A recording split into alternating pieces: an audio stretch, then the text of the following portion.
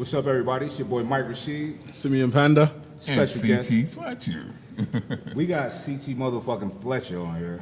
And this is a very special episode. I'm happy because not only is this our first guest and CT's first time being on the show, but this is my first time seeing CT since the operation. And I couldn't be happier.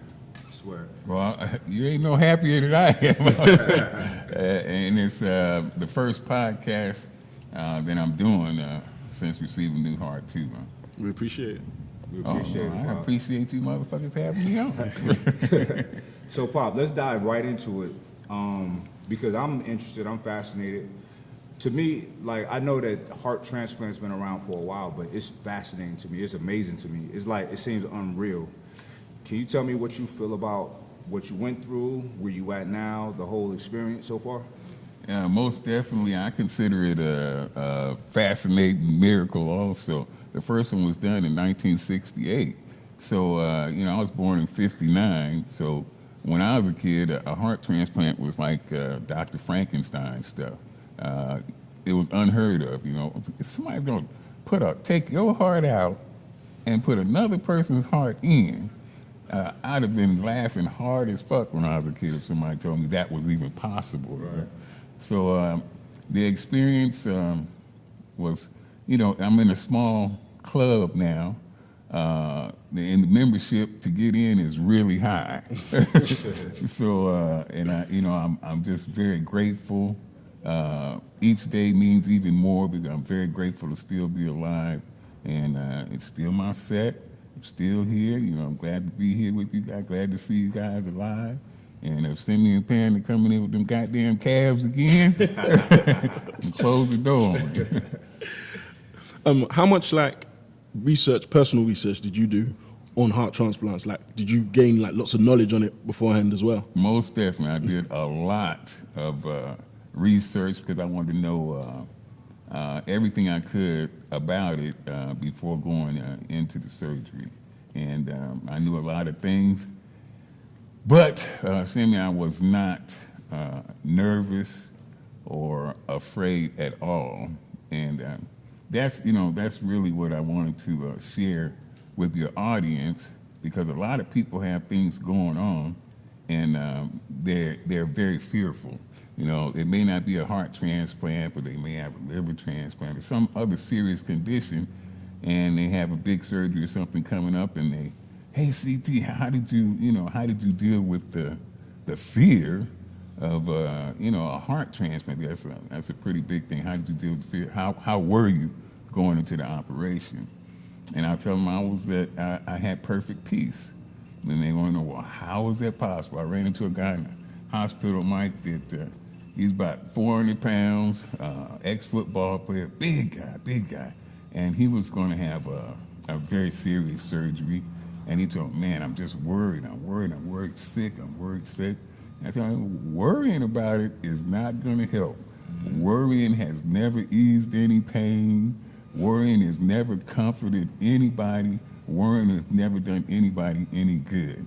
And the way that I got, perfect peace, and the way that I could go into my operation and not worry about at all, not worry about the outcome at all, was I put all the stress and all the outcome and all the worrying, I left it all in God's hands.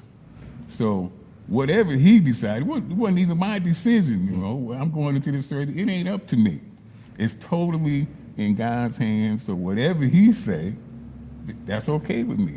If he say, hey, CT, it's your time, come home and rest, that's all right. And if he say, hey, live on, that's okay too. But I'm not going to worry about it because the decision ain't even mine.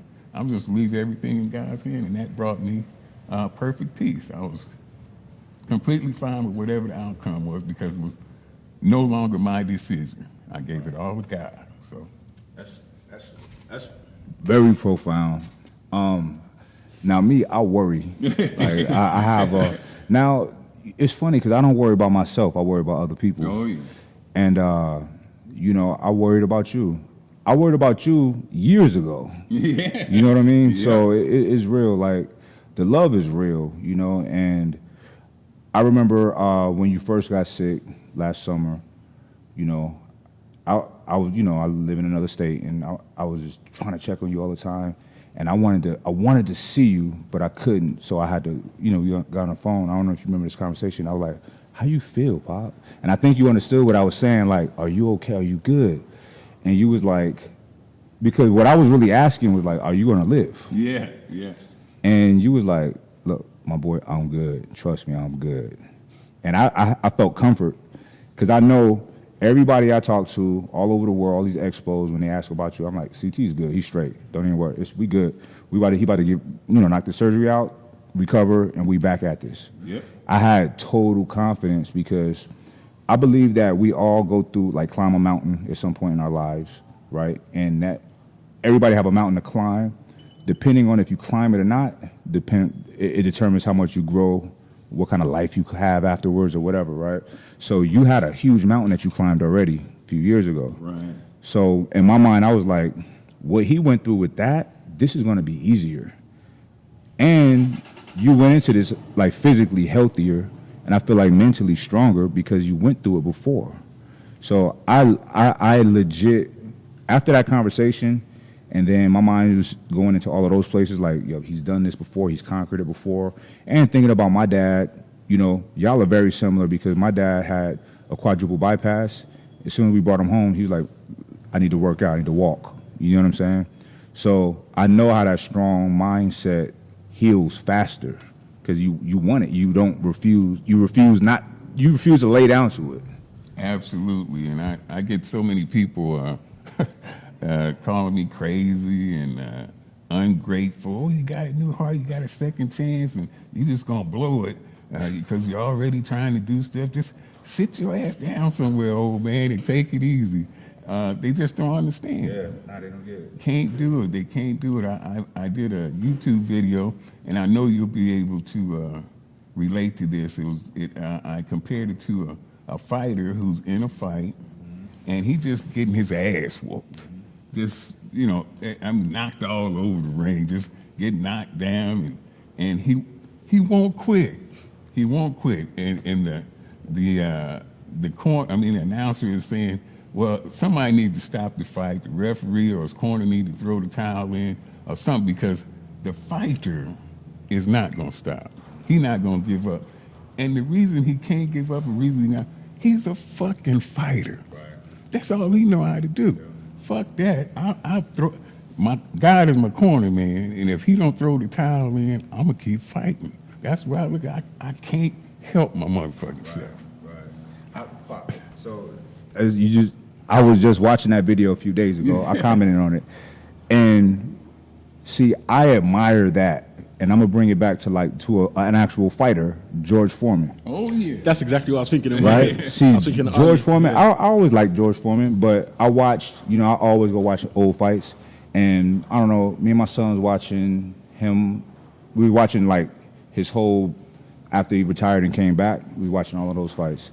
And we were watching the fight that he won a title from Michael Moore. Yep.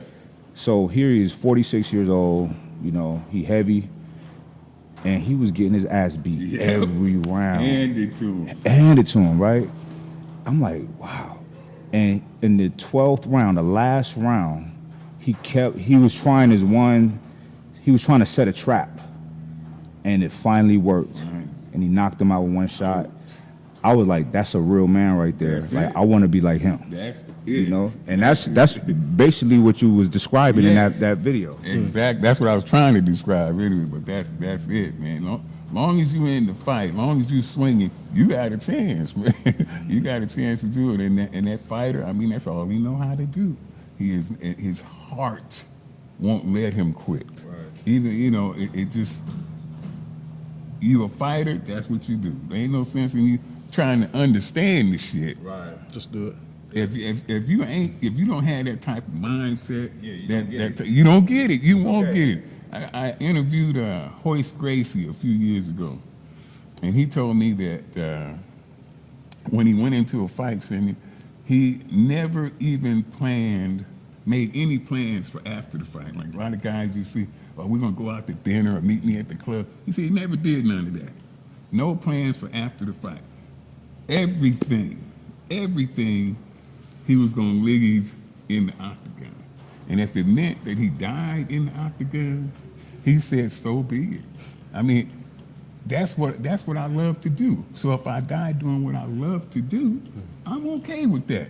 And when I heard him say that, I said, man, somebody else crazy as I am. And I was glad to know that somebody else was crazy as I am. Because I used to say, if I die laying on that bench press or in the gym, hey, that's the best place I could die. Right. And maybe one other place. But Where is that? you know where it is. It reminds me of when I did that Boss to Boss Power meet, and you came out. So I'm gonna set the stage for you guys who wasn't there. It was classic CT, yelling, motivating, the whole nine. But I had been having real bad problems with my elbow because I got strong, but my joints ain't but so big. So I was beating my joints up, and that was probably at the worst. The week before that, when I was testing my opener, it hurt so bad I was in tears. I was in tears because I was angry that I didn't think I was going to be able to hit the numbers that I wanted to hit. Okay. That kind of stuff brings me to tears. You know what I mean? But anyway, so that next week, CT said to me, he got real calm, and this was the best. He says, I don't care if you break your arm, you go out there and you do that shit like you ain't no doing it over. This is it. He was calm, quiet. And I went into it like, yep, that's it. That's all I needed to hear. Like, I don't care if I hurt myself. And I got that mind state. He reminded me that day, you know? So I feel you. It's like, it's do or die. It's do or die, you know? And I feel like that kind of mentality, it separates a lot of time. I mean, it's a reason why everybody got they things, the attractive qualities to them. But, you know, with you, it's like, it's different. When I'm other places, people are like, no, what's up with CT? They grabbing me. They want to hear me. They want to know that you good. They like, the love is, you always got love. But once you went through this right here, it was it was heightened. Like, you know, I'm affiliated with you, so I seen a lot of it because they was coming to me because they can't come to you. And I was like, man, this is amazing. This is amazing. It amazed me just knowing you and knowing the impact that you got on people like that. I'm seeing it firsthand. I know you see it firsthand, but I'm like, wow. How did you feel with the support that you got, which was crazy? It was amazing. It's always amazing to me because honestly, I look at what I want from people. I don't like to hear people say, "Oh, you're the GOAT," or you're a legend, or any of that stuff. Those are not the titles that I want. I want, when I leave here, if I could get people from Russia and Israel and Samoa and all China and all over the world, if I get people to say that, the best thing I want them to say about me is to say, CT Fletcher, he was one of us. You know, I don't want to be above anybody, below anybody. I just want to be one of the people. Mm-hmm. If I can do that, then I'll be very, very happy with that title. He was one of us, man.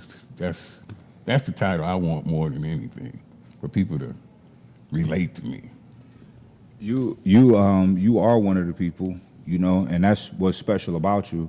A lot of, you know, and not to dog anybody out there in the industry, but, you know, a lot of people, they feel special and elevated. And maybe I have faith in people, so I'm like, they grow out of it, whatever, it's silly, but they'll grow out of it, whatever.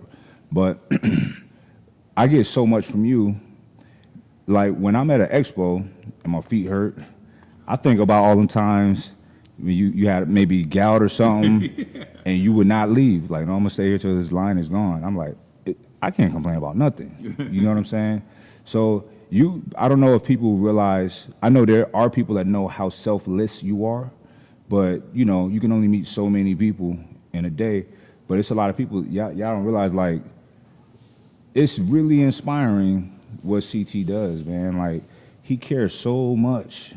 Like, I take a lot from you. I learn from you. Like, I be at my booth talking to everybody because you talk to everybody. Yep. You take time. You genuinely like, hey, how you doing, man? Like, you know. And I'm like, I need to be like that. I want to be like that. You know, I'm lucky. I'm fortunate to have some good people in my life. Even you, son. Like, Appreciate it. you know, T, Sean. I got good people in my life that got good characteristics, and I try to. I want to be like that. I want to be like that. So, I'm just happy that you here, Pop. I'm happy you here, man. Shit. Yeah, I'm happy as fuck too. I'm telling you. When I came out of the surgery, as soon as I was able, you know, the anesthesia wore off enough for me to come to myself. I was like, well, Lord, I guess you want me here because I'm still here. So you made your decision. So you must have some more work for me to do. And I used to look at my old videos, you know, and everything was I. Just, you know, you may not know me now, but hold on, you will, you know. I was telling everybody how I was going to do this and I was going to do that. I'm the baddest motherfucker on the planet. I am the one. And now, you know, it's so much, I had to be broken down, you know, and that's why I said the thing that I want people to remember is that he was one of us. Before I wanted to be the one that stood out from the crowd, the sidewalk cracker, you know, the showstopper.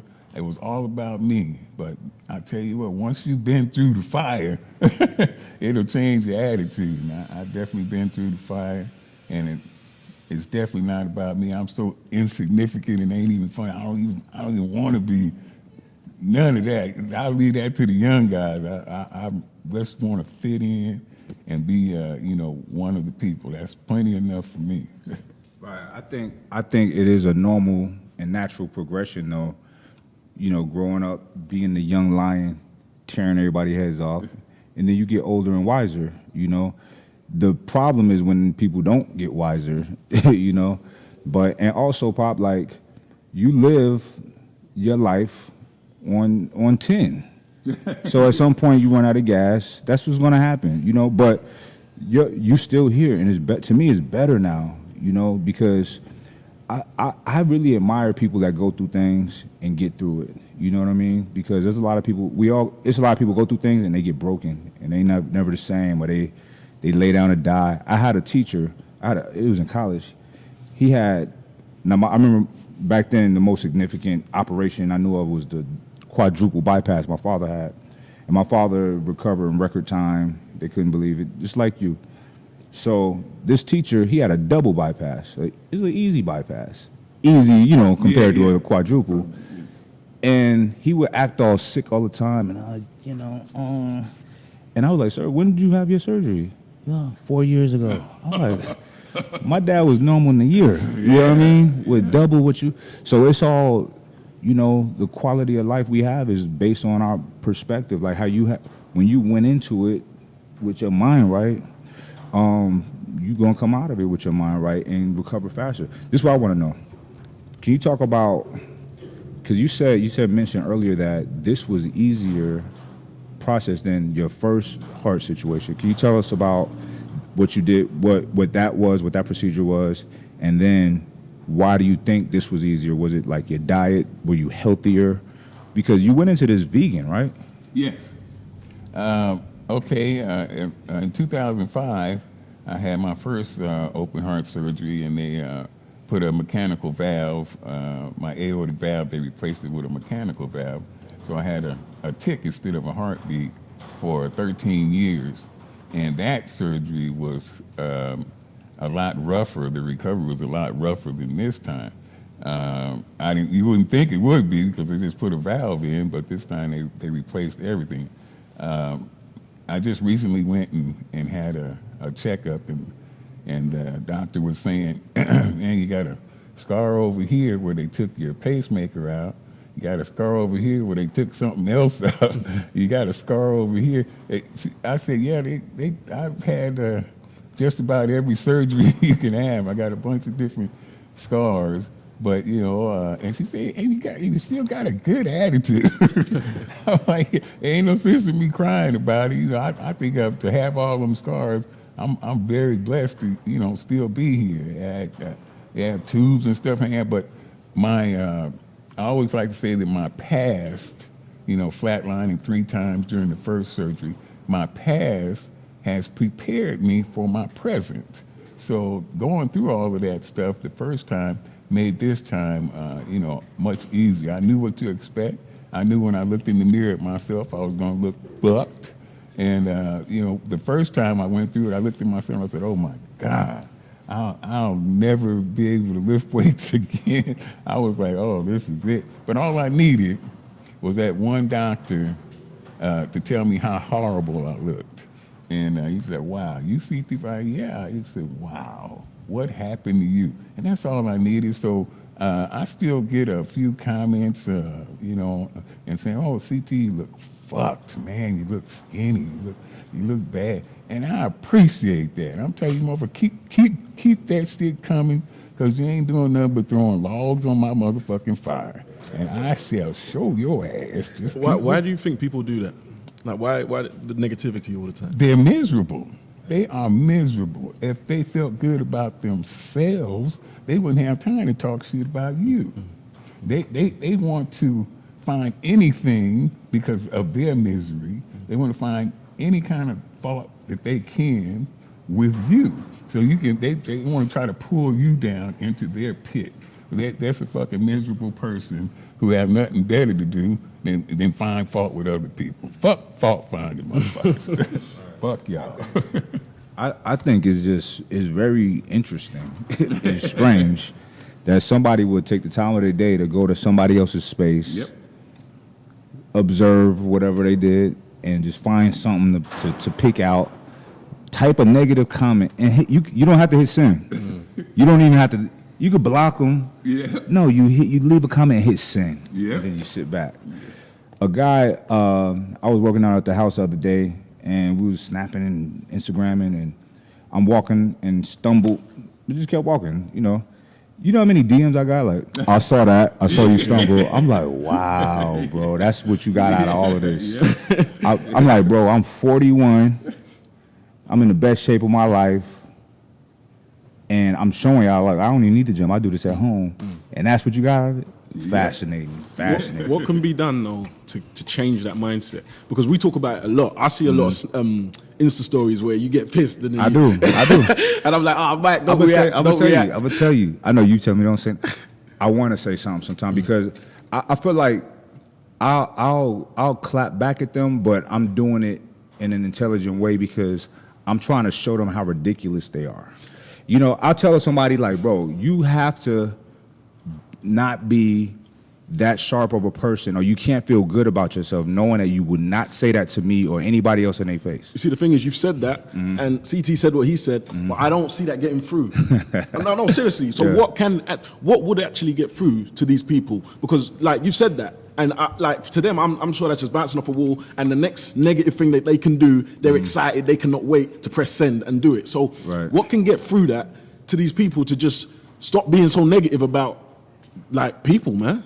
Well, I'm gonna say this though. Not everybody I clap at like that. Sometimes I'll DM them. It was a boxer, pro boxer. I guess, you know, my fight was pay-per-view. I set that up. It wasn't like some big company came and did anything. Everything I do is on me.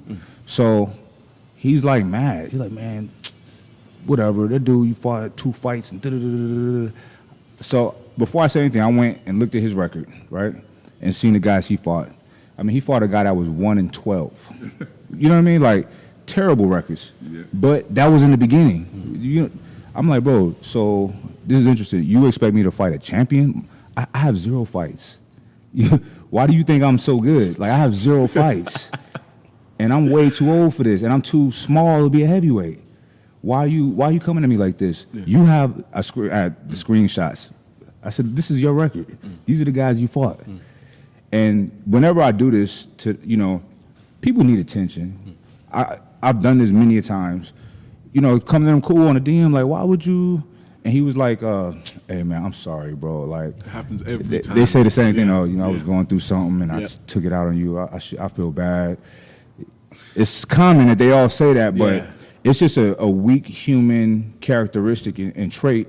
But honestly, I think with us talking about it in a forum like this and people listening, it might get them, let me think.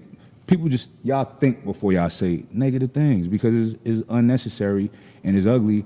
And people around you don't like you. They're irritated. Nobody likes somebody that's always negative. Even me, like, I'm a grumpy dude. But I got to check myself sometimes. Like, let me stop. And I apologize to the people I'm around for complaining sometimes because I can get in my little modes. But I feel like that's a human characteristic to be negative. It's a default. And it is a weakness, What do you think, Pop? Like, is there a solution to it? A foot in the ass might help. Okay. Because I'm telling you, Sam, there are people, and I know you've experienced, I know you have too, Mike, that people follow you that hate your ass. Yeah. And they follow you just for the sole purpose of talking shit about you. And I had one of my biggest haters. I mean, this guy just cannot stand me. Yet he follows me, and I have DM'd him also, and keep it out of the public realm. Just, hey man, I don't know why you hate me, I've never met you, why you feel like this, but no matter how much you hate me, I love you. And it ain't shit you can do about that. You might get mad about it, ain't shit you can do about it. I love you anyway. So he didn't ever respond to any of that, but he got on, open, and he did open, text me out in the open, and tell me, well, why you think God spared you? You think you better? What about the children who got killed, in the high school? What about them? How come God didn't spare them and he spared you? Sorry, so he skipped the DM and went to the public? Yes. Okay, we see his agenda already. Okay. Just to tell me, that I think I'm better than the children who died. And I said, look, son, I left it in God's hands. It was not my decision. I don't think I'm better than anybody. That's why when you ask me or anybody else asks me, I say I'm so blessed, because I think every one of those children deserved, if you ask my opinion, they deserve to live much more than an old beat up man like me. But it wasn't up to me. God made that choice, and if you want to know why he made that choice, then I think maybe you have to ask him. Because personally, I don't know why he chose to spare my life. I don't think I deserve it, or I'm any more deserving than anybody else, but he did, and, I'm glad. I appreciate it. I'm thankful to be here, and I thank God, for sparing my life. So, but the only thing, I did my best to get through to him, it didn't work, so I would suggest a foot in the ass. I like the foot in the ass option, honestly. And I ain't gonna lie, man, I feel bad, but I've tried to fight a few people online. Seriously? Actually, I've seen you say. I'll DM them when they sometimes they strike a chord, and then I'll DM them like, bro, I'm actually in California right now. Where you at? You can come to such and such gym. I've had people, I've told them like, look, we can meet at the people I've known that I've seen hating on the low. I don't like being in counsel with people and it's weird vibes. If we can't fix it, old school, chunk them like gentlemen, dust each other off, and we can be friends. And people I know that's 300-400 pounds, like the whole nine. I'm like, bro, nobody got to know nothing. Yeah. They don't, of course they never accept. So, but I see this is why I take comfort in. Like I don't lie to nobody. I don't steal. I don't do nothing shady to nobody. I know I'm not perfect, but I'm a stand-up dude. So I don't walk this earth with fear of anybody, because you fear people when you do grimy stuff, right? So I don't fear nobody. I have no problem calling somebody out on their shit. Yeah. Like people we know mutually, making them, and I make them uncomfortable. He is not lying. When people do rotten things, especially anybody in my circle or me, you're gonna be uncomfortable around me, So, but I have they listen, and I'm not gonna say this guy's name, but we know this guy very intimately, and he's seen me saying, bro, this is crazy. And in the UK, I'm walking down in the hotel, he's checking in. I walk slow so he could be done by the time I go over there. his guys all greeted me. Hey, what's up, Mike? We talked, and I stood there behind him. He kept his head down, just fiddling around, hoping I just walked away. You know what I mean? Yeah. Now he got to walk around. He got to look in the mirror at night and know that he's a coward. Not on a tough guy stuff. I'm not gonna fight this guy, but he can't face me and be like, hey, and state his piece. You know what I'm saying? He got to keep his head down. That's a coward. Listen, I feel like I'm not saying I'm like I'm the executioner, like I got to serve people justice. No, that's not me at all. But in my little world, my little ecosystem, I just have the kind of personality to where I'm very open and honest. If I love you, I tell you. If I don't like you, I tell you. You know what I mean? Especially if you've done something grimy. So when I've looked, this particular person, I looked him in his eye like, please do the right thing by my people. Oh, Mike, no, don't worry. Oh. So I had to, he's lucky I didn't put the hands of God on him or the foot in the ass, you know what I mean? But I'm above that, you know? But nah, I try to fight people before, and it's not cool. It's not cool, but I just wanted them to feel as uncomfortable as they made me feel. Because I'm not gonna lie, yeah, we get maybe, I don't know, 20 hate comments that we'll see a day, but it's 2,000 good ones. Yeah. Oh, of course. But out of that 20, it might be one that stings, me at least. I'm human. I can't help it. They be like, oh, you triggered. I like, first, that's stupid. You just The triggering saying thing, what everybody else is saying. so ridiculous. But yeah, you did. It made me mad. Yeah. Now what? Yeah, I'm not above being upset. You know what I mean? Yeah. What do you think? How do we end it? Eradicate it? Foot in the ass? Kick in the throat? The other thing the thing I was going to say is, like, I'm sure none of us have ever had them say it to your face. Never once. I'm like, for the industry, I've been like a couple years now, man, 5-6 years. I've not had one individual for all the hate. I don't know anybody daily that has come to my face and said something. You know? Which is But that makes sense. Yeah. But see, I even say that because it's not just me. Yeah. CT, you, Yeah. Big Rob. Yeah. I don't know anybody that's had had someone a come to hater their face. Yeah. say the stuff that they say on the internet in their face. And we greet thousands of people every year. Yeah. So it tell you something right there. I'll be like, how do you feel knowing that you would never say this to anybody in their face? You okay with that? This is strictly Instagram for you, you know? But whatever. Some people, you know, maybe I'll start ignoring it, but it's kind of fun to me to get petty with them. You know Sometimes, what I mean? yeah. I clap back. I have fun with it, you know? It give people something to talk about. Sure. Yeah, it's part of my DNA to get down and dirty with they motherfucking ass. Oh, you want to wallow in the mud? That's wallow, motherfucker. That's good. Now, Simeon is too intelligent for that shit. Hey, he talk intelligent. Simeon a real dude too. Look, but they don't understand when they come on there. Oh, your legs. Oh, I have a field day because you got pictures on your Instagram. Okay, I'm gonna screenshot it so you can't block me, and we're gonna go to town. But see, I send people over there. I'm like, hey, we over here in your comments going, oh man, they lose it. But it'd be so funny. They don't understand. We grow up cracking on each other every day, saying the worst things to each other. We best friends. But so we've been practicing for this moment. You know what I mean? It's fun. Like I let a hater have it. Have it. Pop. All right. So I know we got short time because we starting Summer Smash in a few minutes. What is on your agenda now? Like, what's life like for you, and what's life like in the near future? What's on your agenda now?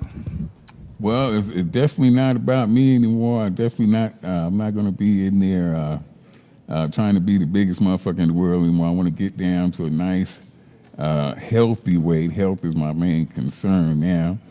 Speaking of little motherfuckers, Big Rob just walked in here. And that's one of the skinniest motherfuckers you ever want to see. But what I'm looking for now, more than anything, is bring more awareness to the donor program. It's the gift of life, you know, giving somebody else another chance to live. So I'm looking for the largest platforms that I can be on to bring more awareness to the donor. So it's all about helping other people. And this is my first podcast, and if you guys get a chance, if you're not signed up for the donor program, you can do it online now. Sign your ass up, give somebody else a chance. You ain't gonna use the shit when you gone nowhere, motherfucker. I immediately went and let them know. So I had to go register. So I did that immediately. Like I was like, I ain't gonna lie, you know, we don't need to talk about good things that anybody do for anybody, but I remember you said it might be a kidney situation. I was like, take mine. Yeah. Like, I live for moments like that. Yes. I want to show, like, I want my friend to see that I really love him. How can I show him other than that? Take it. I don't need it. You know what I mean? I mean, he offered me his because for a while they thought that I needed kidneys and a heart. And, you know, thank goodness that wasn't the case. But, I mean, Mike called me up right away. Hey, you have mine, Pop. I said, you keep yours, son. It's like, I mean, vegetables is good. But that's real. When you die, you know, it's a waste to let it go. You know, I really want my body to be used up, you know, study my weird brain if y'all need it or whatever. But, Pop, I love you. I'm so happy. I'm beyond ecstatic to be sitting here with you right now. I couldn't wait to see you. Thank you for coming on the show. Thanks for having us. We appreciate it. Thank you for inviting me. It's an honor to sit here with two young yoke motherfuckers. Invite my old ass. It's my honor to be here. First podcast since the transplant. It's an honor to be here. Thank you very much. Thank you.